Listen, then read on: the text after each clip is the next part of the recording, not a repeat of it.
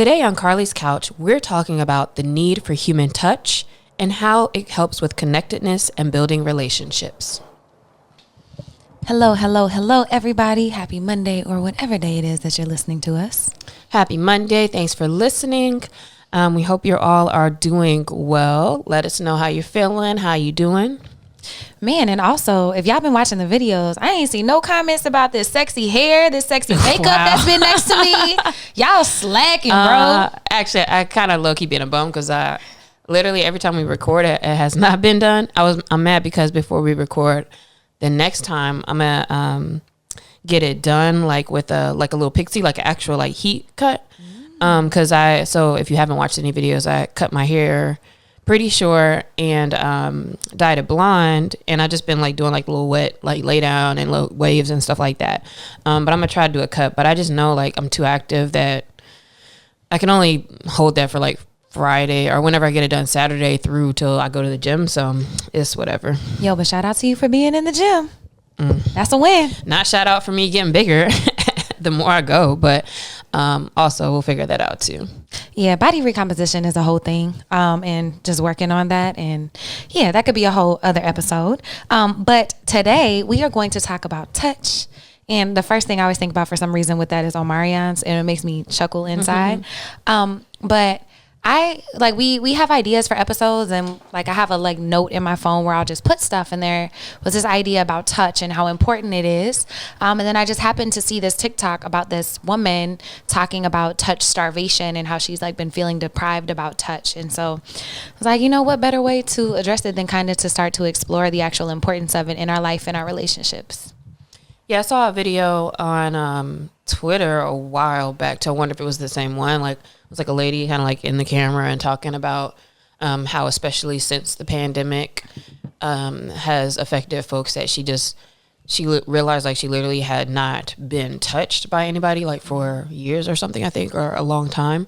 So I don't know if that was the same one, but I think that is an interesting concept to think about and why it's so important. And maybe for some people, it's maybe something to take for granted. And for others, something to think about now and like, oh, where do I get touch in my life, to maybe just like pay more attention to that. Do you feel that you have ever experienced touch starvation? I wouldn't say starvation, but I definitely like was lacking touch in my life. I wouldn't take it to an extreme like that, but I had this time when I lived in Dallas when I chose not to deal with nobody and was like, you know, really just focusing on myself, had a bad breakup, you know, whatever. And so like I wasn't like being touched at all, and I noticed that I was missing it. Like that because I'm a very cuddly person. Touch is a love language of mine it's not the most, but it's up there. And so I was like, man, what does it look like to get touch in different ways? And so I have like missed it before. And we can talk about, I guess, later ways that like I actually went and tried to find that in healthy things. But I've definitely noticed when I've had a lack of it. So during that time, like how much time was that? Just so we can think about like at what point maybe you recognize. I mean, it was like a year and a half that I was intentionally like not dating anybody, not talking to nobody, nothing. Like I was just, you know, and I would hang out with friends and stuff and hug them. But like, you know, it felt different. Like I was still like in a deficit. Like in my head, now I have like a cuddle meter and all this stuff. And that hoe was like mad low. And I'm a big like person who loves that and like loves to love on people like that. And so I noticed, but it was like a year and a half. Okay. Yeah, I wouldn't consider being like touch starvation, especially if you have friends who are giving you hugs and things like that too, though. And maybe for sure there's a difference in being touched by like a partner or intimately and other people, your friends or family perhaps. But for me, when I think of touch starvation, I'm really thinking about people who like there's nobody who is touching them. Like maybe if you were living in a city where, you know, you didn't have friends yet, or, you know, your family's not there, I can imagine that somebody could go for weeks and it's like they literally have not been touched by anybody. But in my life, like I don't think I've ever experienced touch starvation. I can't even really fathom that or understand. I mean, I can understand, I can empathize with it, but I don't think I've ever experienced it. And I would say a big part of that is because of my family. even when I left to go to college, I still saw my people every so often. When I went to across the state lines to go to grad school, I still saw my people so often. When I moved to LA, I still saw my people so often. So even if there was a period where it was not friends who were touching me, which I'm not even a touchy person with friends anyway, or if I wasn't necessarily dating, which I have not always been like a super cuddly person either, so that wasn't a huge thing. Anytime I see my family, like I definitely am hugged and touched and loved on, and now with most of my friends now, it's definitely like a lot of touch and hugs and all of that too. So I don't think I can think of a time that I gone like months where somebody did not touch me. Another instance that I think of is like as people get older and they're in like nursing homes and stuff like that. And yeah, like people living by themselves. I was trying to think of other cases where, it might be more prevalent to see people starved from touch and love. I know COVID and isolation and stuff probably had a lot more people experiencing that maybe in a way that they never had before, because at least at work you see friends but you might not touch them, you might shake hands or do stuff, but like I can imagine like there was an uptick in people experiencing that during the past couple years. Yeah, because you're more isolated in general for sure, and I think to also not even see or be in people's presence, I'm sure exacerbates that idea as well, that man, nobody's close to me, nobody is touching me. But I'm interested in for those listening, like if you ever, just from what we said thus far, if you ever thought about or actually felt and identified like, oh, I have not been touched in a while, because I also think that might not be something that people would necessarily identify first. Maybe first you're thinking like I'm lonely, or I don't have any friends, or nobody around me, or I don't feel loved right now, things like that. But if it is touch, then I think that, I don't know if that makes it even more solvable per se. But I know that there's a lot of like even self-soothing things and, things that maybe you could start to do, that we'll of course get into, that could help. Absolutely. And even if you're not a touchy person, like there's so much scientific data around how important touch is and all of the things it can do for your health. And I would say too, like if you consider yourself like I'm not a touchy person, that actually is probably a result of some other things as well. I don't think that that's necessarily like, oh, some people just naturally don't want to be touched by humans, because that's kind of anti like what we were created for. So that's something to explore, of course, too. That's another topic. But I think when people aren't touchy, it's usually because of experiences or mindset and how things have developed as they grew up. Yeah, it's so interesting. My grandma was like not a touchy person, bro. She'd be like, "Can you please stop hugging me? Like, stop touching me, like all that." And I do just need space. Yeah, like I do wonder like what that is. But even like from birth, if we think about it, like infants literally cannot survive without human touch. Like skin to skin contact is so important for the first few hours, and that's shown to help their development of their immune systems, how to regulate their temperatures, their heart rate, breathing, and helps them decrease crying. Like people talk about babies being spoiled, wanting to be held, but it's really important for them to experience that touch because they've literally like been in a womb for the past 9 to 10 months, being surrounded by things.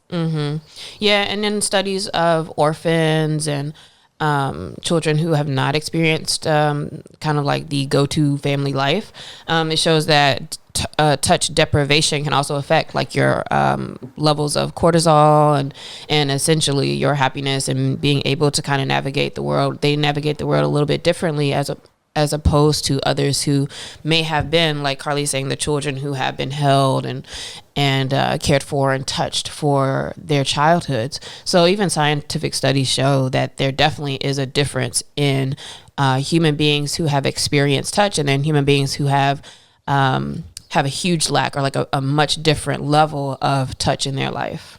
And I was actually surprised at how big of a correlation there was between anxiety, depression, and stress in relation to touch. So like the less touch you get, the higher likelihood of increasing those things in your life. Yeah,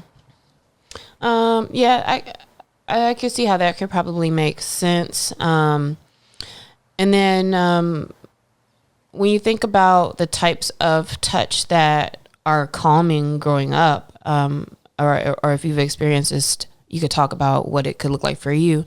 But I think that touch a lot of times growing up can be a soothing thing that comes from your family.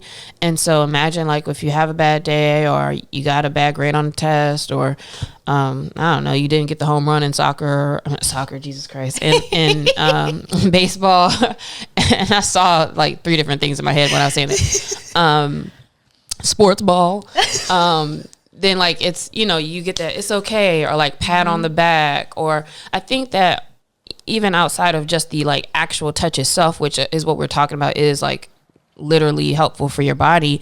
It's all of that like body language and communication and action that shows, you know, that it's okay as opposed to just words. So I think all together, I think that that's all very important for just making somebody feel safe and feel okay and like soothed. And so I can imagine that if you have not experienced or are not experienced those like soothing touches from time to time, again, you may not even know like that's what you're missing. But perhaps there is studies too, and I don't know, maybe this is in here, but that like when you are being touched in certain ways, it is a calming thing. It can bring your anxiety levels down. It can show your body that, you know, you're not in fight or flight and all of that stuff. So all of that is connected. Absolutely. And there was a lot of studies around that from hugs, which like when you're hugging, it's like a 3 to 5 second hug increases your oxytocin level, like which is your happiness hormone so much. It can lower your cortisol, help decrease a rapid heartbeat, just a 3 to 5 second hug. And oh my gosh, it does. I'm sorry to cut you off. No, you're good. But like, man, if I'm having a bad day, dog, just a quick hug and just helps me regulate my nervous system so much. It is mind blowing to me, and I can just tell the difference if I'm like like kind of all over the place, but I didn't do this, and I need to a hug, and then I'm like chilling. Yeah, what day is this? This is other day, like 3 days ago. So I was feeling really down. Like I just like my hormones kind of all over the place lately, and I was just like really feeling like depressed and not being able to enjoy stuff. And I was talking about that. And then I was given a hug, but it was like, it's like, okay, cool. But like the longer I was like being held, I really felt like in my mind, it almost is like to not just do like a quick hug, like a hey and stop, to like to be held for a long time, almost kind of like melt away, like kind of your guard. And that my brain went to a place of like, oh man, like I can actually, it's okay for me to feel blah, blah, blah. Or, I don't know, almost kind of like made me not face it, but like have to think about it a little bit more.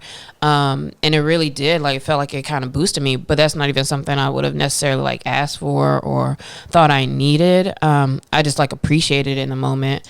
But it definitely can be helpful, and even to yourself. If you're probably also, a lot of people do that already without thinking about it, where like you rub your legs or rub your own arms or hold yourself. And like at the end of, I don't know what they be doing, something in yoga or something, where it's like they'll be like, hold yourself, or like at the end of Pilates, they'll do that too. Where you kind of hold yourself as you're like kind of cooling down and all of that. And I think that all of that is similar to where it's like giving yourself permission, or maybe this other person giving you permission to like, you can like let go for a second and like breathe, and we got you, and all of that. So definitely like hugs can be really, really good and really important. There's a reason why there's what is that cuddle company where like they can send people over to cuddle you. Yeah, you could pay people and they come and cuddle with you or hug you or whatever, which I mean, that's weird. I wouldn't do that, but like, you know, you can do that with your friends. Yeah. And I've gotten to the point where I actually ask, like, yo, can I have, like, if I know I'm like whatever, I'll definitely ask for a hug, and then just kind of, it slows my breathing. Like my visualization is like, it just melts. Like that was such a good word. It just melts from the top of my head all the way down to my toes, all of the things. And oxytocin also increases emotional bonding. So anytime you're doing it with yourself or someone else, like that's a great way to bond with people too. And if you sync your breathing with them, that's another level, which we can talk about that. But I also saw a study. So if hugging feels like a lot for you, even high fives like actually helps kids learn things better and feel more included. And so I work with people with intellectual and developmental disabilities. And so touch is important, but you want to respect people's space and do it in like not an honorable way, because I'm an 18th century gentleman, but like in a way that is safe and feels people like lets them feel safe, but also included, right? And so I've started incorporating high fives. Like I'll give every single person a high five after something, and there's just something about that bonding. Like even if it's something, I know Mel Robbins did a lot of research about the high five and like high fiving yourself and how that helps on an emotional level, like bond things into your body. And so touch is important, like no matter which way you're including it. So if a hug feels like too much, maybe high fives or things like that. Let's see. So we talked a little bit about the importance of touch, from high fives to hugs to cuddling. There are cuddle services if you need that. I don't know. I think they're in major cities, but maybe other ones too. But touch deprivation technically is, let's see. When you're not being touched. So we talked about the benefits of it, which I would say kind of like is across your development, your life. But when you're not being touched at all, you might have more anxiety. You might have more kind of anger, or like what's a better word, like aggression, maybe, where just like kind of pent up, or maybe need something to release, and also your immune system suffers for that. But I also don't want to necessarily say like, oh, if you have anxiety, it's probably because you're touch deprived, because I think there's just so many different things that go into all of that, right? But if you are already dealing with anxiety, or just kind of in a state where you might be dysregulated, etc., I think that's something to consider. Not that you're touch deprived, but maybe considering finding ways to receive touch as part of like your process or part of your toolkit. Something to explore, maybe like go out of the way to hug people a little bit more, or to figure out ways or identify, well, how much am I being touched? How much am I connecting with people? Which is essentially, what this is boiling down to. And thinking about how you may have, like Carlie said earlier, you may have a meter where it's like, oh, maybe I should try that a little bit more to see if that's helpful. And I think it's important also to think about your meter and like what you need, but also like if you do have an aversion to touch, like we talked about, it probably comes from somewhere. And not saying go out and like disrespect your boundaries around touch, but start to think about some safe ways that you can bring it into your life. I'm a trauma sensitive yoga teacher, and we always ask before we touch people, because you literally never know how sensitive people's bodies are to that. Like one of my best friends does not like to be touched, trauma, life, whatever. And a teacher actually touched her hips during a yoga class, and it like made her break down because she just wasn't expecting it. She was in the safe, vulnerable space and all that. And so what about those people who like don't like touch, or have trauma around it? Like what are some ways that they can think about healthy touch in their lives? I would say they could start with themselves and just paying attention to how they feel they need themselves, like we said earlier, with the way they hold themselves or touch themselves or whatever. But also I would just say for people who don't like touch, because I don't really like touch that much, unless I'm like I want it. I just don't like people who are like, oh my God, I'm a huggy person. I'm like, that's cool, but I don't really want to hug you. And so I would say maybe just explore and think about who those people are that are like your close friends or family that you do feel comfortable with, and just being sure that when you do see them that you make sure that you do hug them, or that you are close to them. I think that's a great one. Some other ways that are just you and maybe not including other people, like weighted blankets have been found to calm the nervous system in the same manner as touch, maybe not to the same degree, but reaping some of the same benefits. Like I know a lot of friends who have weighted blankets for anxiety, and that they found that really helpful for them. I got a weighted blanket, but just to kind of see like, how does it really feel? Like, does it really feel like soothing to you? And for me, it's kind of just now something I just pull out when it's like I'm just extra cold. But I don't know. I don't think I really felt like any huge difference. But it's funny too, because I know other people who are like, they don't like the weighted blanket because they don't like feeling like bound down. Like they don't like feeling. They want to feel free and move around and stuff. So that's something to definitely try. and see how you like it. Another thing that you can do is get a pet, or if you have a pet, you'll probably already notice like that playing with the pet or handling the pet is like, of course, it like immediately makes your levels go up of, I don't know what thing exactly, serotonin or cortisol or whatever, but there's studies even just like looking in your pet's eyes and like the way they just like look at you, it already like boosts you. And that's even one of the things, like when I'm dog sitting, Kyle's dog, my friend, like I'll sometimes hit them up and be like, hey, can I have Marvel for a couple of days, just if I know I'm even just feeling down, because I know it's a super cuddly dog that like all she wants to do is just sit in your lap and be beside you and follow you everywhere you go and pick me up. But in those times, like it's really nice because that's what I'll want, and I'll wake up and like she already cuddled up on me, or all through the day having a little doggy cuddled up on you that's quiet also. So it's like, it does boost your mood. So for sure, take advantage of your pets, or if you don't have one, see if you can dog sit somebody's pet, or I would say cat sit, but I don't know about that. Yeah. But thinking about that as well, that's a really good way to get touch. And I don't know if it's the same as like solving touch deprivation from humans, but definitely helpful. Man, when I lived in Dallas, I didn't have any friends with dogs because I was kind of new to the area, but I would go volunteer at the shelter. They had this shelter that was like half kill, half non-kill, because they could only afford that. And a lot of times the big dogs are the ones that people didn't want. So I would just go play with dogs, like on days, like I would volunteer a couple times a week or a month or whatever, I had the capacity for. But there are a lot of scientific benefits of just being around them. So if you can't borrow someone's dog, whatever, like, there's always other ways to go do that if you don't have the capacity or time for animals. Mm-hmm.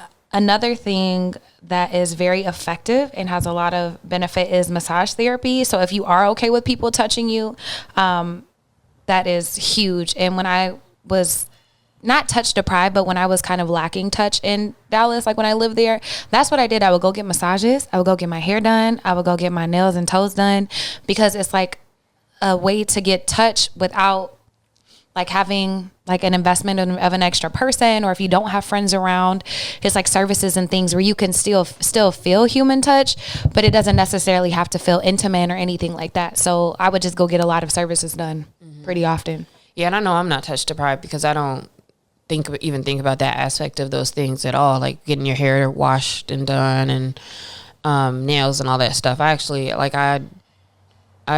kind of get over it when they're like messing with my hands and stuff too much. I don't even like it as much. But I think also along with massage, that self-massage is very, very important as well, because that's something that I've talked about before and something that I'll do every once in a while. I think I'll automatically start doing it, and then I recognize like, I must just need to like have not me time per se, but like sometimes like when I am putting on my like butter or lotion or like a product or whatever, like I'll take extra time and like really like massage my feet with it, like massage my legs, like really like take the extra time. And we've talked about like washing your face and like really taking extra time and being intentional with it. And in the times where I notice like I'm like doing a little bit more, I just really like just try to be in the moment of enjoying that. But I think that's almost a little bit more of like just taking care of yourself too, like making sure your needs are taken care of, and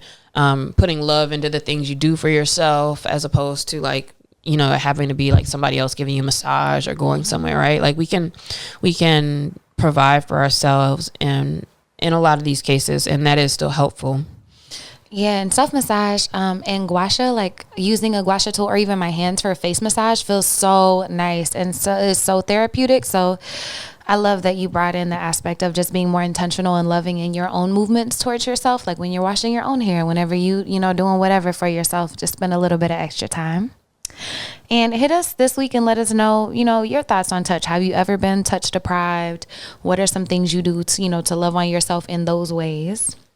Yeah, and also before we end it too, I want to bring up that when you're with other people, whether even if you don't necessarily like know them, but like let's say if you're at a lunch or at a conference, people around you, whatever, like pay attention to like how people are moving and touch, because everybody doesn't like to be touched. But for sure, when you're talking to people and like if you put a hand on their shoulder or do one of those numbers of like not a handshake, but like you can grab somebody's hand in yours like while you're talking with them. Not things like caressing their arm and stuff. I'm not necessarily saying do that. Although if it's your friend or something, you can recognize those things. Recognize when people do it to you, because a lot of times those are signals as well. And I think it's so funny because I was listening to an interview the other day, and the guy was talking about like this was his field or something, but he was like, it's so funny because I was having coffee with this woman and she kept touching me, and every time she said something, like it was, she would touch me, and he's like, and I recognize it, and yet it was still working. And by working, we mean like it still made him feel like connected in the conversation and felt closer and noticed like leaning in, and so it is touch is a tool that really can connect you in those moments of like speaking with somebody or dealing with somebody or whatever. So just maybe kind of, again, based on whatever relationships you have, but that's something to maybe practice. Think about and recognize when you're being touched and how that makes you feel, and then try to start doing that with certain people, like how you touch them and recognizing like how much do they lean in a little more, or does it seem like they pay more attention, or does it make you feel a little more connected? Because even when you know what's going on, it does still work and serve that purpose. Yeah, the work works. So try that this week to be a little bit more aware of your situations and what's going on. And then ending with our question of the week, Alexia. Mm-hmm. If you could live in a different country for a month, pick today, like just whichever one's on your mind today, because it could change. Which one would you pick? Oh, I would, you said just for a month. I would move to Mexico. We had that episode with Amber, and since then I've been thinking about like what place could I go for about a month or two, and I think Mexico makes the most sense just because there's so many nice like rural type areas. Not saying like talking about Cancun or even Mexico City or anything like that, but there's so many cities to where you're still in the same time zone, you're still close enough to like you can pop to all your friends' weddings or family things or whatever in the U.S. You can get work done and everything the same. I think you're just spending a little bit less. So for me, that's what I would do is, and kind of in my brain, fake planning to do is like spend time in Mexico for a month or so, as opposed to going to like Europe or somewhere else. Oh, that's a great point, because it'll still be on the same time zone. And if you haven't listened to our episode with Amber, it's with Amber C. Edwards, and she helps people move overseas, specializes specifically with Black women, but all people. So hit her up and listen to that episode if you're thinking about trying to move abroad. I actually just had a homegirl. She started doing universal schooling for her daughter and started moving abroad, and was talking to Amber about it. And so another person transitioned. And then I had a friend move to Mexico during the pandemic, and her girl live down there, and they are loving their life. So Mexico is great. In my head, I said Italy, even though I've never been. But I had a friend recently get back and tell me like how amazing it was, not like the big cities, but like the smaller rural like type ones. And they're like, man, I could just see you there. And I'm like, well, I got to visit first, but I'm down to go stay for a month. Yeah, definitely. Hop on Skyscanner. I was looking the other day and saw a ticket to Vietnam for like $250, and I was like, man, let me not wild out. But right now, like prices for Europe specifically are like from here through the summer, they're going up and then they go back down. So I'm thinking about maybe a move for like the fall time to go do a little something. Yeah, well, let me know. I'll be there to come visit. Y'all let us know if you could live in a different country for a month. Which one would you pick, and perhaps why? Let me add some more countries to my list, and we'll see y'all next week. Bye.